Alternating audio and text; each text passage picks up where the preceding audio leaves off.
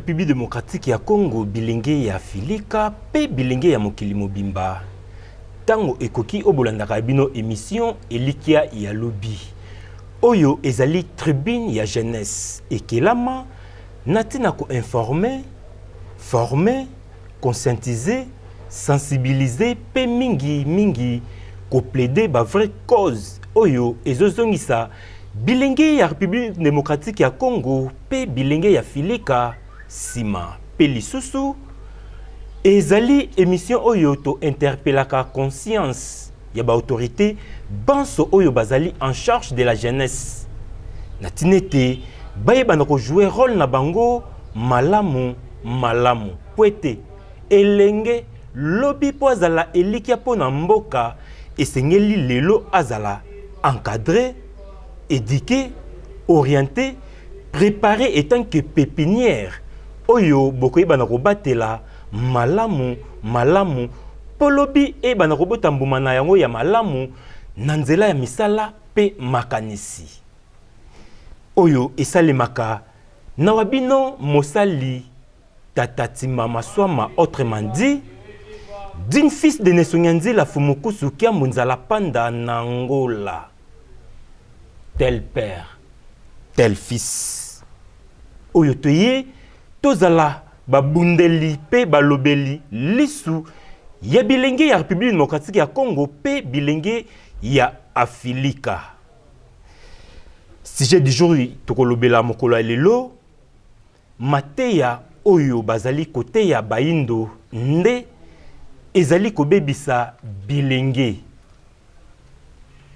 mateya bazali kote ya baindo nde ezali kobebisa bilenge wana ezali sujet du jour oyo tokolobela mokolo ya lelo kasi tozali biso mokote na plateau to na tribune na biso ya émission eliki ya lobby tozali na moko ya elenge oyo ba tali ya vuva mu télévision ba yebi bango malamu atako na émission oyo baye pona mbala na ya liboso mais kasi bazali moko oyo toyambaka na ba émission mususu bango ba bengi bango Tata Mayulu Falema mbote na biso Tata Mayulu Falema mbote ndeko mopanzi sango Nsimba Maswama mbote na bandeko balandi panso ya Vuvamu TV na bisika bibozwami matondo mingi wana azali oya biso mobiangami invité to bengisaki na tinete elongo na bango ba kotalisa biso ya bango makanisi ezali nini kolandela sujet na biso tozolobela mateya bazali kote ya baindo nde ezali kobebisa bilingi tokokanga maloba te tokota na mozindo ya sujet na biso elongo na invité na biso Tata Mayulu Falema mateya bazali kote ya bilingi nde ezali mateya bazali kote ya baindo nde ezali ko bebisa bilingi sujet wana bomoni yango ndenge nini ya solo sujet yango kaka ndenge bolobeli yango eza bongo me kasi tokolimbola po bandeko basosola po mingi na bisika bibazwami bakomituna mituna me lolenge kani mateya baza kote epai ya bilenge ebebisa bango lisusu na koliki ya mateya ezalaka po ebongisa bato ezalaka mpona kobebisa te me boni ekoma lisusu ete mateya bazali koteya bayindo nde ebebisa bilenge pete bilenge bango bazali nde elikia mpona lobi ya solo soki totali bilenge ya Congo pe ya Afilika donc bilenge ya Congo pe ya Afrique tokomona ete distraction makasi eza na kati na bilenge ya Congo lokola pe ya Afrique toza komona bilenge lelo oyo baza bakomi violent bilenge baza kotambola na violence ya makasi donc kati na bilenge toza kaka komona kobebisa donc bilenge bisika nyonso bazali baza kosala makambo ya malamu te baza kosala kaka mingi makambo ya mabe lelo soko tali komona kuluna ndakisa Kinshasa capitale na biso ya République démocratique du Congo où ezali elongi miroir ya Congo tokomona makambo ya kuluna par-ci par-là Alors bato baza na kati ya makambo wana eza plus bilenge. Hein? Donc bakulu tukutu te mais bilenge. Alors kuluna yango eza kaka te bay oyo hein tolo batangi bakilasi te. Mais kasi na bay oyo batangi bakilasi. Pour soko keti na ba université. Okomona ba universitaire basa ko se comporter en kuluna. Hein? Kuluna ti hein na milieu universitaire. Mobulu partout. Alors Kindumba jeunesse amekoti makasi na kati na Bundumba. Jeunesse na Milangwa. Hein? Donc babar. Okende kuta jeunesse na kati. Lelo yo otali jeunesse eza komela bangi. Bombe. Lelo to comme un phénomène bombé. Lelo yo zododo. Hein? Agene. Hein? Jeunesse eza ya kubeba. Ah, lelo oyo soko tali jeunesse na biso. Rolo esengeli jeunesse ko kabongo ko jouer na kati ya mboka. Jeunesse eza ko jouer yango ti. Hein? Azo jouer yango ti. Misala ya jeunesse, misalo yo bilenge baza ko sala na kati na mboka. Zo mona na ti.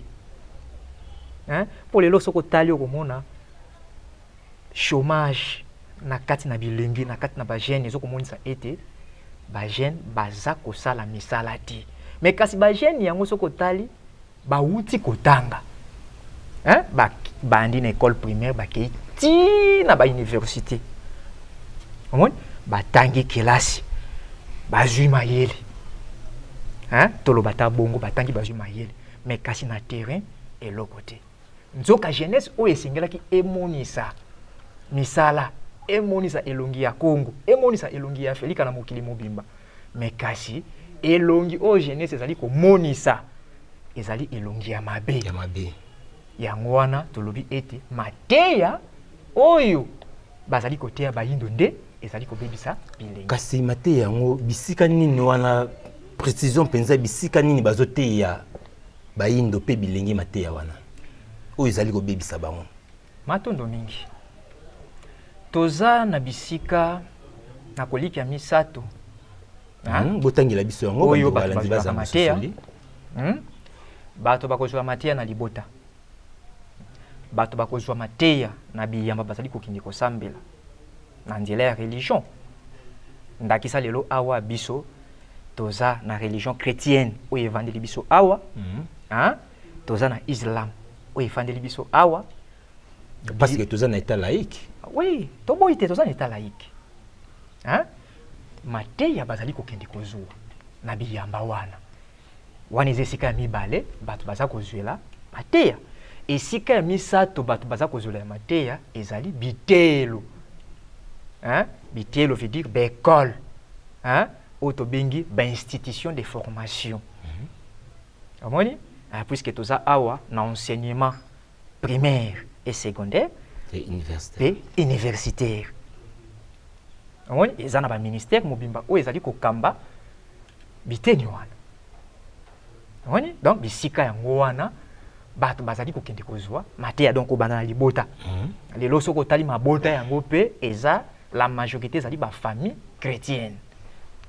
Ba famille islamique na kati ya mabele ya Congo ka ne bolobaki état laïque. Oui, puisque kimbangisme pe ezali bouddhisme pe ye ko vanda état ezali laïque. Mais kasi la majorité de botangi ezali christianisme ba église et puis politique et ceux qui wana totangi ko bandana na libota moto kozwa mateya na libota. Ayangwa tolobi toza na ba famille chrétienne, toza na ba famille islamique, ba bouddhisme pe eza ko ya ko gagner bato. Na bisika na nyonso bato bazo kende kozwa mateya. Omoni ko kende ti na bitelo, na bi institution de formation. Makambo bayindo bazali ko kende kotanga kuna nde ezali ko bebisa bilenge. Matondo mingi bandeko balandi tozo koba émission na biso bolanda biso na bokebi nyonso. Bilenge bofongola matoi. Bofongola matoi pamba te tango nyonso toyela bino ba sujet oyo to kabola elongo na bino ezali kaka pona ko lamosa lisusu makanisi na bino. Tala bien ami na biso ndenge azolimbola biso bisika oyo moyindo to elenge abebeli yango tozongi epai ya mote invité na biso mate oyo ezali kobebisa bayindo pe bilenge pona bino sikoyo bilenge basala nini balanda susu bamateya wana te to ndenge nini matondo mingi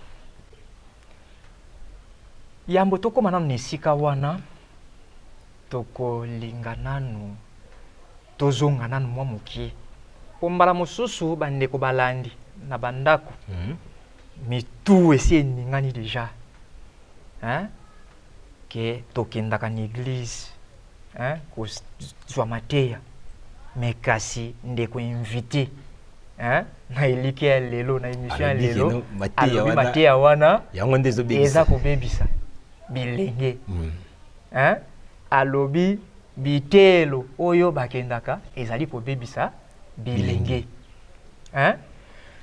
ya solo tokokende mwa musika to pe tokozonga nanu mwa nsima po ete programme ya enseignement oyo toza na yango lelo na mboka na biso ezalaki conci na bacolonisateur oyo bakolonizaki biso bato bayaki na bitelo wana eza bapaya mais est-ce que bayaki na yango pona koforme biso tokoma bato solo to bayaki koforme tozala badiminutif na bango mais zaki bongo na programme na bango ke po baforme biso tozala bato solo baforme biso tozala badiminutif tozala bauxiliaire po bakotisaki lokuta ebele na kati ya mateyo bakumbelaki biso yango nde ka ezali sapo to be bakumbaki mais tango bokoti bafausseté na kati ya mutu kasi mutu wana bobebisi mutu wana abebi po lokuta na kati na mutu ekokangaka mutu kasi balobi vérité sa kosalaka nini ekokangolaka mais tango bakosi biso na kati ya mateyo bayili biso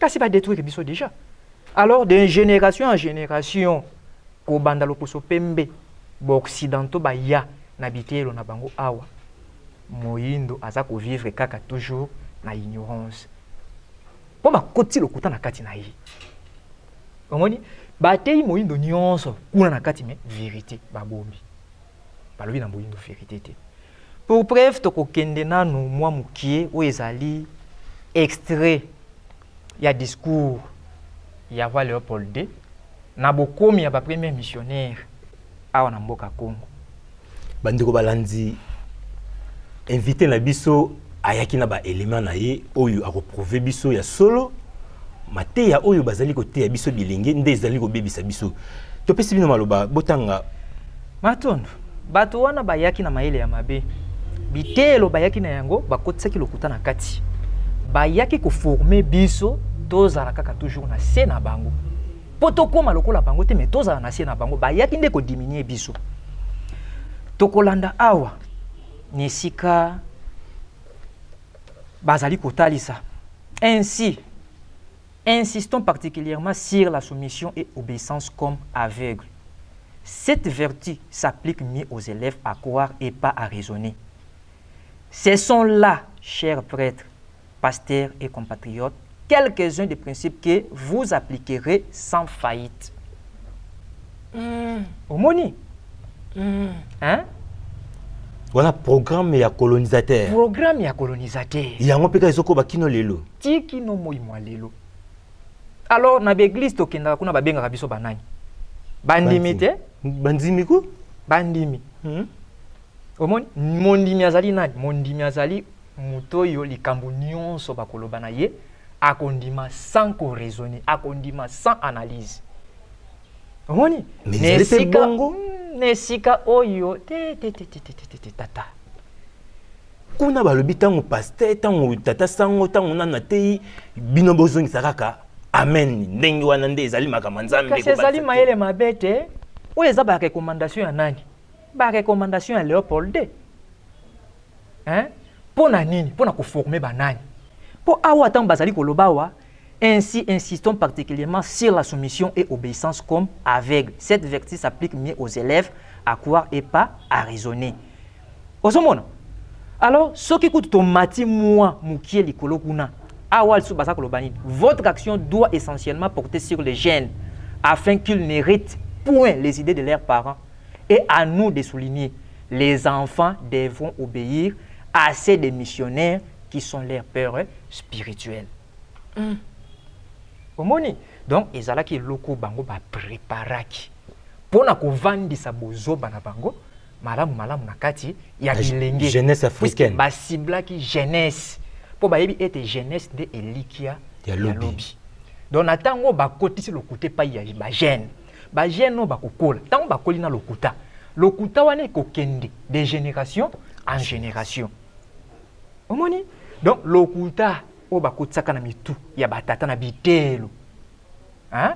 O ya bango bakelaki, lokuta yango ezali kokoba ti moyi ya lelo. Omoni esika ba détruire biso yango yo. Donc kaka na formation wana yango ba continue biso bazali ko kamba biso bazwi. Yango esali bango grâce ba koma ba président de la République, ba ministre, ba député, ba tanga na ndeto mona bango na bitando na bazolo ba français, ba tamayele. Mais kasi yango wana te. Batangi na bekolo wana, mundela yaki asalaki ba colonie scolaire. Kasi makambo yango ba aplikaki na ba colonie scolaire. Na bitelo bango batongaki. Omoni? Donc, na école, lokola pe na église. Bazalaki ko imposer bat lokuta. Donc likambo wana eza nango bongo te me bandimisi bino yango. Oboyi ba beti ofimbo. Yango wana ne siko bato bakenda ko ndima ke no mwana moko bwa mataka na likolo. Mais jeunesse lelo mwana moko boye abotama na ziemi ya mulimu mosantu. Oyo scientifiquement parlant mutakuka ko prouver yango boye azalité ke mutu moko boye abotama ki na ziemi ya mulimu mosantu. Mutu moko boye akufaki asekwa amati likolo. Donc nyonso eza lokuta. Nyonso eza lokuta. Eza lokuta. Nzamba zalaka kaka na mwana moko. Eza lokuta. Matono mingi. Kasi lokuta yango yo kaka ninge balobia wate. Donc ba insister particulièrement na soumission pe obéissance comme aveugle. Donc ata omonité sala nini ndima. Nzoka toza na monde réel. Likambo yo tomoni na miso yango na de vérité. O tomoni te sa vérité te za lokuta. Kande bobandaki wana bakumbeli jeunesse. Ba makwiti jeunesse akina kindumba, ba hôtel, ba bar. De nyonso wana ezali po jeunesse akanisa pe kaka te ke non makambo wana yango nde yaki po ebebisa ye. Nyonso wana eza kaka basa kobakisa kaka nde kwiti na mitu ya bilenge. Po sana bango ezali tete bilenge ya Afrique bakanisa. Po na koliki ete mutu na se ya kwita kokanisa nini? Soki mutu ameli masanga wana ekotinda ye nani? Yango no moni lelo oyo jeunesse africain ezali kokoka kosala eloko te na mate ya nyonso bawuti pozo na religion na science puisque bien institution de formation nyonso oyo eza kotangisa nini science elingi koloba nini si misala ti science eza misala oyo moto akosala moto akomonisa mayele na nzela ya nini ya misala sikoyo lelo oyo tozali kolela pasi biso bayindo biso ba congolais toza na kati ya chômage misala misalité alors banani bakokaki basalela biso misala eza bato bawuti na bitelo kotanga kosilisa kuna elingai kozala ete bakeli misala mais kasi baza kokoka kokela misala ti donc ezali tende bango bakanisaka l'État, président de la République, qui a biso misala isali, bango mokonde ba qui la misala? Normalement. Puisque tango yoboche bilenge na bitelo boke kotangisa bango linko lobani bozo ko préparer bango. Sima ya bango ko silisa. Esengele pasa misala. Mais misalo ba okende ko sala ba nani ba kokela yango. Si bango moko ba kokela yango. Donc na kati na population eza na bai oyo bakotanga pona kokela misala ndakisa bato bake na université. Tango mutu ake na université atangi asilisi directement fo akendene ko créer emploi. Akosunga l'état pona kolongola chômage na kati na mboka. mais kasi biso awa na ba oyo basisi université na ba oyo bawuti kosilisa kaka soki cycle secondaire hein bango nyonso ndenge moko baza kosuluka emploi. Donc kobanda na se ti na likolo bato nyonso baza kaka d'élèves. Est-ce que makambo bakende kotanga te yango wana nde ebebisi bango? Si makambo bakende kotanga yango wana nde ebebisi bango babebi, puisque elongoli mutu na bon fonctionnement na ndenge otata mokili to nzambe akelela mutu. Po mutu ntango akoyaka na mokili akoyaka na elembo to mpe likabo moko songolo.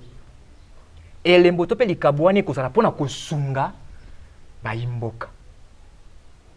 Mais kasi epai na biso awa est-ce que eza mpe kosala mabongo? Donc mauvais encadrement, mauvaise éducation, mauvaise orientation.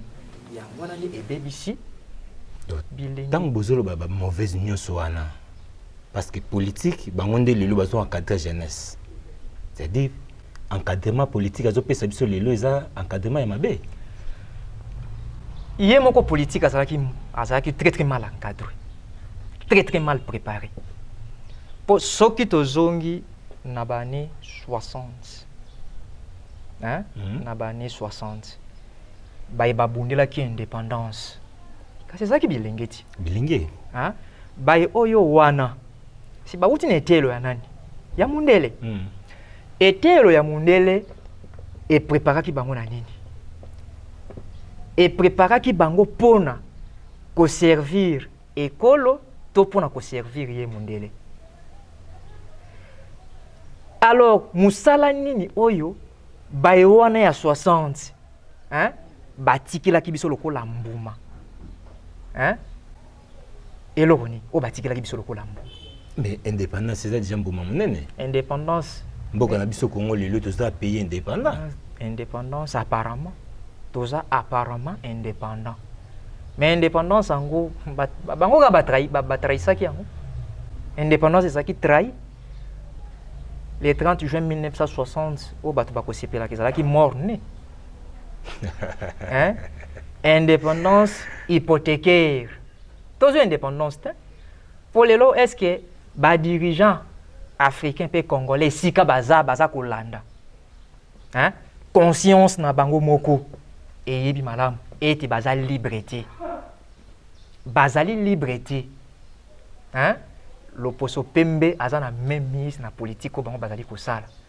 O nyonso bango bazali kosala eza volonté na bango te mezali volonté ya mindele.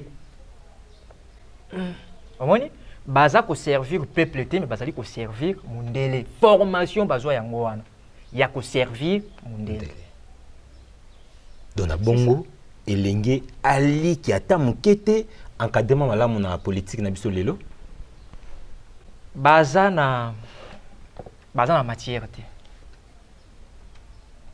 Baza na matière te puisque wuta kunati epayo tokomi lokola misala mizali komona na te na kati na bilenge baza kuka kosala ni fiska ta bouton te tonga tozo kuka kosala yango te.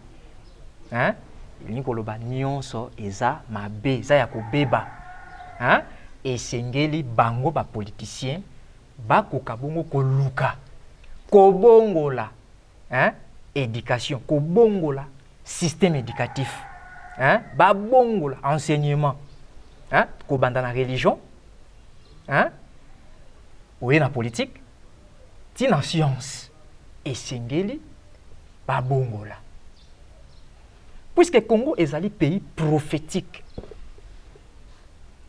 Congo est un pays prophétique. Talisa bandeko balandi na ndenge na lenge nini Congo est un pays prophétique. Et ça na programme mobimba o esengeli Congo e ukabungu kolanda. Po ete bilenge ya Congo ba ko kabungu komonisa misala. Po ete programme wana ba pesaki bilenge pona bilenge ya 4e génération. Oyo na ngai tozali. Programme ozani. Programme epesami pai ya prophète. Grand prophète a tellement mboko Congo. Na ebite soki bande ko balandi bayebi histoire ya mboka na biso Congo. Na ko kanisa basusu esika bazali esi ba pamuki déjà mutema. Ba misusu pe déjà ba pesi biyano. oyo ayaka ezali mfumu Kimbangu. Atelemi na 1921 abandi ministère na ye ayaki na sango. Nde sango wana ekangemi na kati ya programme oyo ya pesaki avant Kangama le 10 septembre 1921 na Mbanza Nsanda. Nde kuna mfumu Kimbangu apesaki programme ya Congo. Siko alobaki nini pona Bilenge alobaki? Lelo oyo toza kolobela makambo ya mateya te. Mateya enseignement. Hein? Mateya enseignement. Oyo tolobi ezali kobebisa. Sikoyo oyo ezali kobebisa esengeli ezala remplacer na oyo mfumu Kimbangu alakaki. Polelo oyo soki toke na les prophéties de mfumu Kimbangu, hein? Toza na nkasa awa ya ba prophétie ya mfumu Kimbangu. Topesi bino nzela botanga. Na ba prophétie ya mfumu Kimbangu awa, hein? Tokozwa nanu quelques paragraphes, tokotanga nyonso te mais tokozwa quelques paragraphes. Pour mfumu Kimbangu alobelaki ba jeune akati na prophétie na ye. Abalobi à propos des jeunes africains qui seront séduits par la vie matérielle de blancs et qui voyageront dans les pays de blancs. Mfumu Kimbangu a dit: la misère s'installera. Beaucoup de jeunes quitteront l'Afrique dans l'espoir d'aller chercher le bien-être dans le pays de blancs. Ils parleront toutes les langues de blancs. Parmi eux, beaucoup seront séduits par la vie matérielle de blancs. Ainsi, ils deviendront la proie des blancs. Il y aura beaucoup de morts parmi eux et certains ne reverront plus leurs parents. Hein? Wana eteni ya yambo tozwi. Toye na eteni ya mibale. Balobi boy. Il faudra une longue période pour que l'homme noir acquiert sa maturité spirituelle. Celle-ci lui permettra d'acquérir son indépendance matérielle. Alors s'accomplira la troisième étape. Dans celle-ci naîtra un grand roi divin. Il viendra avec ses trois pouvoirs: pouvoir spirituel, pouvoir scientifique et pouvoir politique. Je serai moi-même le représentant de ces rois. Wana mfumu Kimbangu asa kopesa programme. Hein? Programme na 1921 na mikolo ekoya esengeli programme oyo bayindo bakota na kati na programme oyo. Alors tozwi paragraphe mosusu na mwase tolobai tokotanga nyonso te. Un long instructeur viendra avant mon retour pour écrire ce livre et préparer l'arrivée du roi. Il sera combattu par la génération de son temps. Mais petit à petit, beaucoup de gens comprendront et suivront son enseignement. Car sans ce Longi, qui préparera le peuple du Congo? Car l'arrivée du roi sera très meurtrière et sans pardon. Alors il faut que le peuple d'abord du Congo soit instruit avant cet événement. Hollandi. Donc mfumu Kimbangu alaki Longi enseignant motangisi.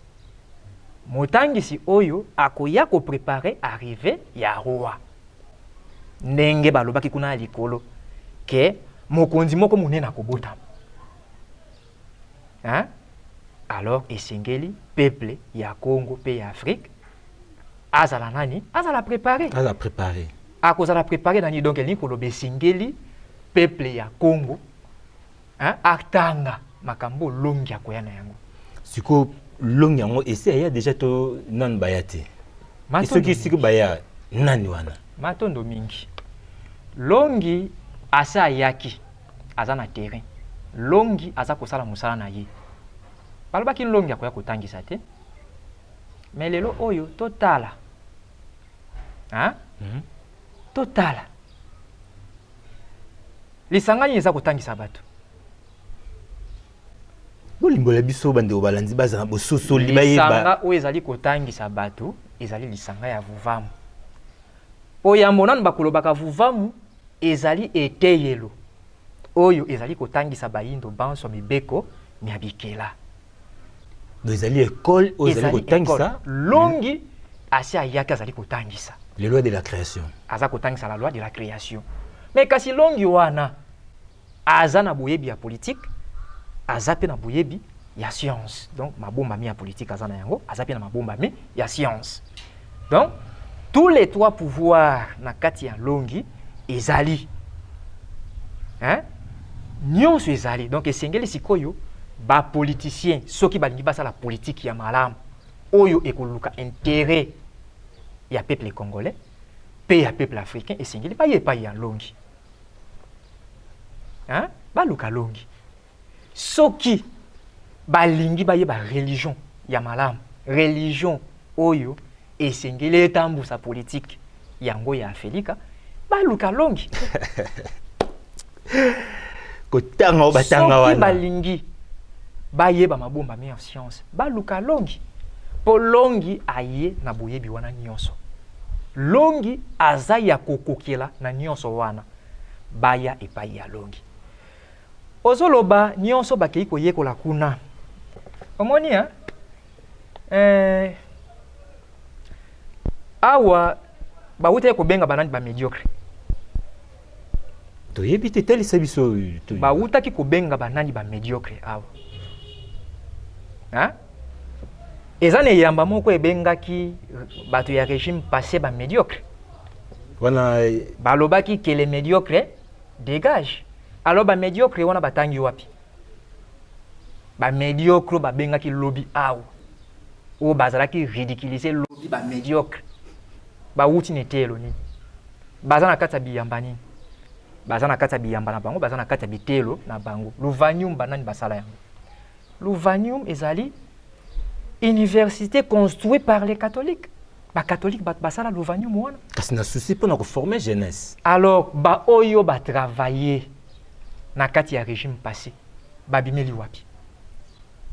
Kabimeli kuna. Banani bazalaki ba conseiller ya mokonzi ya mboka. Sinon ba professeur d'université bazalaki, mais ba bengi bango ba médiocre. Omoni? Alors sikoyo soki ba oyo ba bengamaki ba médiocre. Siko ba oyo siko ya Mobutu. Hein? Ya fait Mobutu siko tokolobani. Régime ya fait Mobutu. Bazaki banani. Bazaki bon, ba travailler ka malamu. Bango miso sukutu bazati mo ya lelo. Bazako diriger. Hein? Lobby population elelaki na période ya fait Mobutu batu balelaki. Pasi kaka toujours. Kobanda 1960. Tikino moi lelo peuple congolais azalika kolela pasi. Si ba professeur d'université baza ko travailler na ba régime nyonso. Hein? Batu basilisi ko banda Luvanium efungwa mati moi lelo. Batu bazwi ba titre nyonso ba bimba docteur. Mais eloko nini basaleli biso ya malonga. Ezalité sikoyo bakotinga makaka na système yango wana kino wapi. Po etelo oyo bokei botangi. Hein? Nasuka nango bozo kosala eloko moko te. Nasuka nango bozo sala eloko moko te. Bozo kochaka ka loboko boye mundela sunga. Boza kokende koluka investissement extérieur. Hein? Biso moko na kati tozo koka ko produire eloko te. Souffrance na souffrance. Mais ba mikiti sabaya. Donc nyot bayaka oluka motangisi. Baya ko luka motangisi. Ongai cardinal, ongai pasteur na ebité ozali basala nzambe to komona bango wana ba titre ndenge na ndenge. Batika ki titre wana po nyonso wana ezali mabe. Baya ko luka motangisi. Bo motangisa ngo nani? Motangisi soki na kozala clair ezali mfumu nkusu kia muzala mpanda na Angola. Bangonde longi motangisi oyo mfumu kimbanga la kaka le 2 septembre 1921. To bangonde baza na programme oyo senye balanda lelo. Bangonde baza na programme. Bangonde baza na relation na tata mokeli. Bangonde baza na relation na monde spirituel. Bangonde baza na makambo esengeli ba politicien na ba homme de science bazwa pona kotambusa mboka malamu. Bandeko balanzi wana invité azali kotalisa biso na sembo nyonso.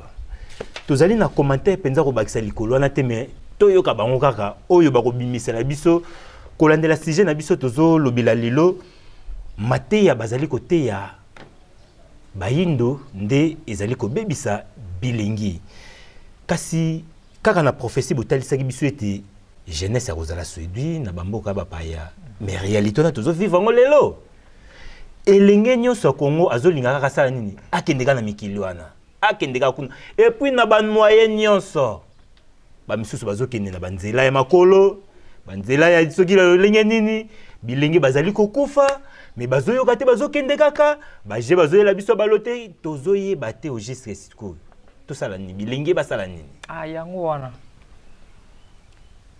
po mfumu Kimbangu alobaka soki bakoyeba ye te nyonso bakosala ekobima zero asa atindaki nlongi baluka nlongi lelo oyo jeunesse ezali séduit makasi po tozomona yango eza na je moko ezobetama bazobenga déveloterie bato bazokokende kobeta yango amas bazobeta yango pena amas na souci nini na souci ya kokima enfer puisque awa eza enfer eza enfer mais toza na bacadres universitaires awa mais Congo eza enfer Congo partie este kuna bazobenga scandale géologique oyo mokili mobimba ezali kolula oyo mokili mobimba ezali koluka kozwa mais bacongolais baza kokima Congo abeti déveloterie po akende séduction yango wana ti ntango atali boye ndenge amonaka États-Unis d'Amérique na bafilme ndenge alandaka na bainformation mikili yango ndenge etongama alobi nakende na espoir ya kozwa bolamu kuna nzoka bolamu eza na mboka na eza na kati ya mboka na ye yango atolobi mateya bazali kopesa nde ezali kobebisa bilenge yango wana tozali na ministère mobimba oyo etalaka bilenge ministère ya jeunesse oui parce que bangwana rôle na bango ya encadrer jeunesse ebite musala nini bazosala pe kuna toyebita encadrement nini baza kopesa na jeunesse po lelo oyo eloko ekomema jeunesse kuna ezali kaka inconscience est-ce que bazwaka pe tango ya koluka kokonscientiser bapopulation na bango puisque nyonso wana ezali bafuite de valeur po bavaleur ezali mais eza kokende na libanda na esika eservir mboka eza kokende na libanda yango tolobi kaka esengeli kobongola mateya do ministère aya mbangu aya koluka motangisi esengeli baya po azwa programme baya kozwa programme po soki bango bateyaki population malamu bateyaki bilenge malamu mais bilenge bakokende kobeta badeveloterie te bakende koluka bolamu ya na libanda ye mundela yaka bazokoluka koya kozwa baminere na mabele na biso po bakende kotonga na yango bamboka na bango kuna mais boni siko biso bakolo biloko oyo wana to banda kokima bamboka na biso pona kokende na bisika oyo wana ya solo ndenge invité na biso a Niati ministère de la jeunesse ezali na bilenge belé oyo batuna biso mitune belé poete na ministère wana tomoni ministère ya jeunesse a auto organiser ba élection ya jeunesse oyo ba ministre nyonso baleka batikala kutu kosala te mais ayeka ka lobby kaka lelo a organiser ba élection au Conseil national de la jeunesse nde bilenge batuni popona ko organiser ba élection wana ko bengisa assemblée générale extraordinaire wana oyo komami na mikanda na bango wana ezali kaka ministre muto azali na pouvoir wana mais kasi bilenge batuni intérêt général oyo ministre a organiser ba élection ezali nini nécessité oyo urgence wana ezalaki nini au juste oyo a organisé ba élection parce que lelo ba élection les kaka le 7 août 2021 le 7 août 2021 parce que le 2 août ils la journée mondiale de la jeunesse mais biso awa na Congo le 2 août 2019 awa na Congo ata discours moko toyoka te pona ko commémorer journée wana pona bilenge eleka ndenge wana le 2 août 2020 ndenge moko eleka ndenge wana le 2 août 2021 oyo eleki pe kaka ndenge wana mais le 7 ba organiser ba élection bilenge bazotuna alors ba élection wana tina na yango nini tala mobianga mina biso nde aye ko kumela biso solution balobi nyonso wana ezali pamba pona nini bazosala makambo oyo bazoyeba na bango te mais or esengeli boluka oyo azali na programme mobimba pour la jeunesse au pesi biso ba référence nyonso pour la jeunesse to ebite bo commenter nini nesika wana. Alors nesika wana commentaire biso to kito sala ba makambo wana ba structure wana po biso mibeko wana to kipango susu te po eza pour l'intérêt jeunesse te eye contrat ko to tunde bo to lobana jeunesse na biso ba komi ba kuluna makambo belé ya mabiba zo sala awa mais ministère azali dans la jeunesse yango wana kaka ndenge bouti kolobawa baza kosala makambo bango bayebi te po ebongaka osala likambo oyo oyebi puisque kobongisa makambo eza donné na n'importe qui te likambo soki ebebaki alors pona kobongisa yango esengeli oyebe ebebaki ndenge nini pe kobongela ndenge nini omoni puisque lelo oyo ba dirigeant na biso nyonso na kozwa bango nyonso en général ba komonaka ete lolenge bango bazaleli wana eza malamu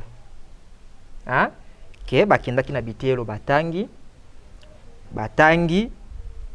bakomi na bibongo bango bakomi wana grâce ya mateyo bango bakende kotanga na bisika wana na bitelo oyo mupaya akumbaki mais nzoka baza ko travailler te pona population nzoka bayi politique baza na mission moko divine baza na mission divine mingi bakoyebaka te mingi ntango akomi wana aza komona ete ye azwi musala ya kosala musala oyo ekopesa ye misolo alesa ndako na ye abongisa bomoi na ye atonga bandako aroule carrosse c'est ça donc pona bango eza nde bongo mais nzoka baza wana pona intérêt ya population donc baza basali ya nzambe na eteni ya politique mais bango pona bango eza lokola job donc eza musala te azwi musala na ye oyo ekobongisa ye nde oyo nyonso baza kosala kaka wana eza nango kaka neti tokoki koloba donc baza kosala kaka lokola neti mwa biloko moko ya kokosa population kande bazokosa jeunesse wana bamarche tozomona awa jeunesse na jeunesse babengisa boye kaka jeunesse na jeunesse yango wana donc jeunesse aza na état d'ébullition aza prise en otage et pas ya ba population et pas ya ba politicien jeunesse wana matondo mingi ya solo télévision ezali ngonga tozali kobenda suka mobianga mina biso kasi toyebi te soki ezali na mituna penza oyo ya tina esengi totuna bino totuni yango te pe liloba ya suka na bilenge oyo bazolanda bino na ntango oyo matondo mingi na bandeko balandi lokola toyaki awa mpona kosolola masolo etali bilenge biso bilenge ya solo bilenge ya Afrika bilenge ya Congo na bisika nyonso bozwami na kosenga na bino boko kabongo kolamuka ya solo bolamuka bozwa conscience ete lelo oyo soki tozali kosala eloko te biso bilenge atako tokomi na ba niveau ya ba doctorat toke kozwa ba titre nyonso ya solo tozali kozwa eloko te po ete bakotisaki lokuta makasi na makambo nyonso tokendaki koyekola na ba institution de formation nyonso tokendaki lokuta ekotaki makasi surtout na religion bakumbelaki biso ezali religion ya biso te christianisme islam bouddhisme eza ba religion oyo biso jeunesse congolais pe africain sengeli tolongola po wuta tokota na kati na biyamba wana tosengaka mapamboli tosambelaka nzambe tongo midi pokwa akoka bongo kosunga kasi wuta bakumbela biso tobandi kosenga ya de cela 5 siècles et ya no ya malonga tozali kozwa ezali te ya solo esengeli to comprendre to sosola mbala moko ete ezali ba religion ya lokuta ekumbaki bosembo te epai na biso awa lolenge moko na bai oyo bakei kotanga politique alors politique o bakei kotanga eza pe ya biso te ezali politique pona ko servir mundele po mundele nde ayaki na biyamba mundele nda ye na bitelo mundele nda ye na nyonso wana bai tokei koyekola science na suka soko ozali mécanicien okokila mutuka te okosala tonga te na eteni ya médecine okosala kisi te okende kosomba kaka nyonso ya kosomba donc tokende kozwa formation oyo ekokomisa biso auxiliaire oyo tokotravailler mpona bénéfice ya mondele oyo ezali kosala ete biso bagene biso population africain toka bon kovandela na kati na bobola tokimaka mokili ya Afrika tokimaka mabele ya Congo na kobetaka ba DV loterie mpona kokende koluka bolamu na Amerika soki penza ya solo mateya oyo tokende kotanga ezalaki po ebongisa biso ekomisa biso pena bato solo tosala misala me boni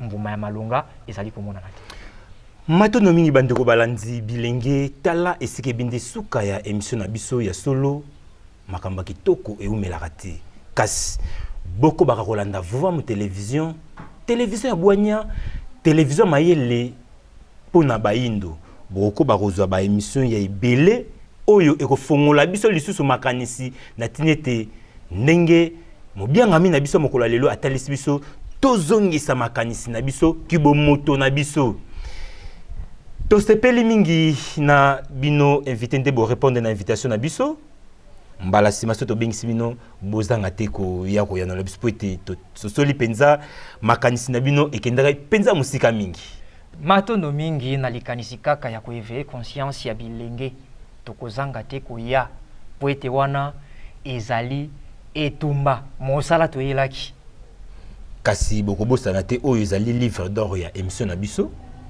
eliki ya lobi bokotika kamwa mention na bino wana oyo tokobanda kokanisaka bino mokolo obolekaka na émission oyo tala oyo tata Mayulu Falema balobaka ndenge bongo wana bokokoma yango ya suka tango tokosisa émission na biso kasi bandeko balandi awa penza bindi suka ya émission na biso soki bolanda biso malamu na bandako na bino oyo azali na préoccupation ya kokomela biso ya droit de réponse na mai onyo so invité à lobel biso mokolo lelo bobenga biso na ba numéro oyo ezali affiché na ba télévision na bino toko yamba bino pona nini te pona nini pété beaucoup na invité na tinete boba na kokabola makanisi na biso na sema caméra tozalaki na tata kwa komaisha bangonde basungaki biso na tinete bolanda biso malamu na montage tozalaki na tata Timba Superlatif émission ezalaki coordonnée na Koko Ndombele Botale biso to benga bango référence ya presse à Vuvamu télévision boko ba kolanda biso émission esalemi na bino mosali tata Timama Swama autrement dit d'une fils Deneso Nyanzila Fomokusu Kiamunzala Panda Nangola kasi tozanga kate kopesa pe bambote balongonya na ba oyo bazosunga émission oyo na tinete eko bakokende liboso topesi longonya na nganga ngunza mololai boko bakosunga émission tobosanité président Etienne Pembe boko bakosunga émission tobosanité Papa Vuka autrement dit maître Nzambe boko bakosunga émission tobosanité Kilandi Mambo Tsakala pona nini te Kilandi Monongo pe Serkab Ntoya matondo mingi.